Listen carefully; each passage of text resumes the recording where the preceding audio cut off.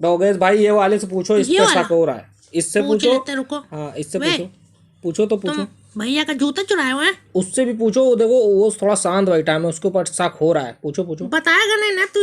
ये लोग यहाँ बोलते नहीं, एक तो ये लोग हरी पत्ती खाते, कोई अच्छा उस नशे वाले से वाली। पूछ ले चल के एक बार। हाँ हाँ, बात करते हैं, 1 मिनट रुको।